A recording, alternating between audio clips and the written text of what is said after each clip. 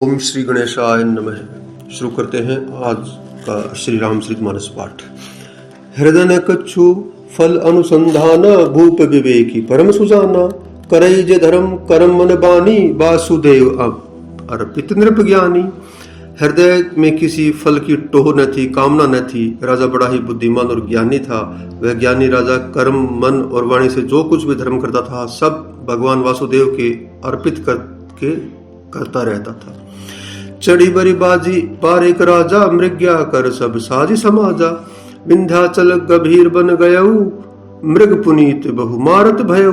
एक बार वह राजा एक अच्छे घोड़े पर सवार होकर शिकार का सब सामान सजाकर विंध्याचल के घने जंगल में गया और वहां उसने बहुत से उत्तम उत्तम हिरन मारे। फिरत विपिन नृप दीख बराहु जनु बन दुरेऊ शशि ही कृषि राहु। बड़ विधु नहीं समात मुख माही मन हो क्रोध बस उगलत नाही। राजा ने वन में फिरते हुए एक सूअर को देखा। दांतों के कारण वैसा दिख पड़ता था मानो चंद्रमा को ग्रस कर मुंह में पकड़कर राहु वन में आ छिपा हो। चंद्रमा बड़ा होने से उसके मुंह में समाता नहीं है और मानो क्रोधवश वह भी उसे उगलता नहीं है। कोल कराल दसन छवि गाई तनु विशाल पीवर अधिकाई। घुर घुरात है हारो पाए चकित बिलोकत कान उठाए। यह तो सूअर के भयानक दांतों की शोभा कही गई। इधर उसका शरीर भी बहुत विशाल और मोटा था। घोड़े की आहट पाकर वह गुरगुराता हुआ कान उठाए चौकन्ना होकर देख रहा था। नील महिधर शिखर सम देखी विशाल बराहू। चपरी चलेऊ है सुटकी नृप हाकी न होई निवाहू। नील पर्वत के शिखर के समान विशाल शरीर वाले उस सूअर को देखकर राजा घोड़े को चाबुक लगाकर तेजी से चला और उसने सूअर को ललकारा कि अब तेरा बचाव नहीं हो सकता। आवत देखी अधिक रवबाजी चले उबराह मरुत गति बहाजी। तुरंत गिन्ह नृप सरसंधाना मिही मिली गयऊ बिलोकत बाना। अधिक शब्द करते हुए घोड़े को अपनी तरफ आता देखकर सूअर पवन वेग से भाग चला। राजा ने तुरंत ही बाण को धनुष पर चढ़ाया। सूअर बाण को देखते ही धरती में दुबक गया। तक तक तीर मही से चलावा करी छल सूअर शरीर बचावा। प्रगट दुरई जाई मृग भागा रिस बस भूप चले संग लागा। राजा तक तक कर तीर चलाता है परंतु सूअर छल करके शरीर को बचाता जाता है। वह पशु कभी प्रकट होता है कभी छिपता हुआ भागा जाता है और राजा भी क्रोध के वश उसके पीछे लग जाता है। गयऊ दूरी घन गहन बराहु जह नाहिन गज बाज निबाहु। अति अकेल बन विपुल कलेसु तदपि न मृग मग तजई नरेसु। सूअर बहुत दूर ऐसे घने जंगल में चला गया जहां हाथी घोड़े का निबाह नहीं था। राजा बिल्कुल अकेला था और वन में क्लेश भी बहुत था। फिर भी राजा ने उस पशु का पीछा नहीं छोड़ा। कोल बिलो की भूप बड़ धीरा भागी पैठ गिरी गुहा गभीरा। अगम देखी नृप अति पछताई फिरेऊ महाबन परेऊ भुलाई। राजा को बड़ा धैर्यवान देखकर सूअर भागकर पहाड़ की एक गहरी गुफा में जा घुसा। उसमें जाना कठिन देखकर राजा को बहुत पछताकर लौटना पड़ा पर उस घोर वन में वह रास्ता भूल गया। खेद खिन्न क्षुभित त्रिषित राजा बाजी समेत। खोजत व्याकुल सरित सर जल बिनु भयऊ अचेत। बहुत परिश्रम करने से थका हुआ और घोड़े समेत भूख प्यास से व्याकुल राजा नदी तालाब खोजता खोजता पानी बिना बेहाल हो गया। फिरत विपिन आश्रम एक देखा तह बस नृपति कपट गुनि बेशा। जासु देश नृप लीन छड़ाई समर से न तजी गयऊ पराई। वन में फिरते फिरते उसने एक आश्रम देखा। वहां कपट से मुनि का वेश बनाए एक राजा रहता था जिसका देश राजा प्रताप भानु ने छीन लिया था और जो सेना को छोड़कर युद्ध से भाग गया था। समय प्रताप भानु कर जानी आपन अति असमय अनुमानी। गयऊ ने ग्रह मन बहुत गलानी मिला न राज ही नृप अभिमानी। प्रताप भानु का समय अच्छा समझकर अपना बुरा दिन मानकर अनुमान करके उसने मन में बड़ी गलानी हुई। इससे वह न तो घर गया और न अभिमानी होने के कारण राजा प्रताप भानु से ही मिला। रिस उर्मारी रंक जिमि राजा विपिन बसई तापस के साजा। तासु समीप गवन नृप कीन्हा यह प्रताप रबिते ही तब चिन्हा। दरिद्र की भांति मन ही में क्रोध कर को मारकर वह राजा तपस्वी के देश में वन में रहता था। राजा प्रताप भानु उसी के पास गया। उसने तुरंत पहचान लिया कि यह प्रताप भानु है। राव त्रिषित नहीं सो पहचाना, देखी सुबेश महामुनि जाना। उतरे तुरगते किन्न प्रणामा, परम चतुर ने कहो निज नामा। राजा प्यासा होने के कारण व्याकुलता में उसे पहचान न सका। सुंदर वेश देखकर राजा ने उसे महामुनि समझा और घोड़े से उतरकर उसे प्रणाम किया, परंतु बड़ा चतुर होने के कारण राजा ने उसे अपना नाम नहीं बतलाया। भूपति त्रिषित बिलोकिते ही, सरबरु दिन न दिखाई।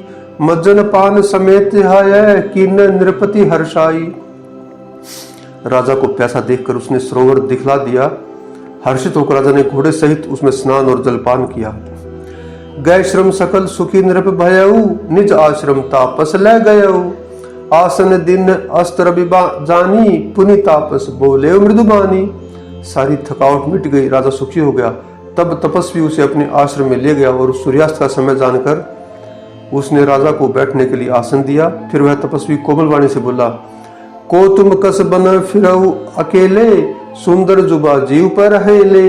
चक्रवर्ती के लक्षण तोरे, देखत दया लागी अति मोरे। तुम कौन हो? सुंदर युवक होकर जीवन की परवाह न करके वन में अकेले क्यों फिर रहे हो?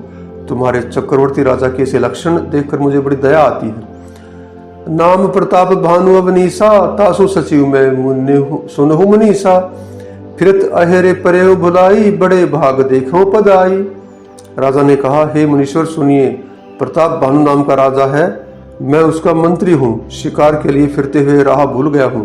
बड़े भाग्य से यहाँ आकर मैंने आपके चरणों के दर्शन पाए हैं। हम कह दुर्लभ दर्श तुम्हारा, जानत हो कछु बल हो नहारा। कह मुनितात भयवंधियारा, जो जन सत्तरी नगर तुम्हारा।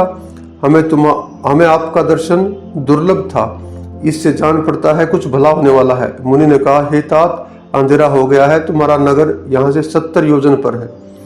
निशा घोर गंभीर बन, पंथ न सुनहु सुजान। बसहु आजू अस जानी तुम्हें, जाए होत बिहान। तुलसी जसी भवतव्यता जैसी, मिलई सहाई। आपुन आवई ताही पही, ताही तहां ले जाई। हे सुजान सुनो, घोर अंधेरी रात है, घना जंगल है, रास्ता नहीं है। ऐसा समझकर तुम आज यहाँ ठहर जाओ, सवेरा होते ही चले जाना। तुलसीदास जी कहते हैं, जैसी भवितव्यता होनहार होती है, वैसी ही सहायता मिल जाती है। या तो वह आप ही उसके पास आती है या उसको वहां ले जाती है।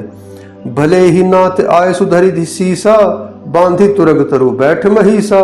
नृप बहु भांति प्रशंसे उताही, चरण बंदी निज भाग्य सराही। हे नाथ बहुत अच्छा, ऐसा कहकर उसकी आज्ञा सिर चढ़ाकर घोड़े को वृक्ष से बांधकर राजा बैठ गया।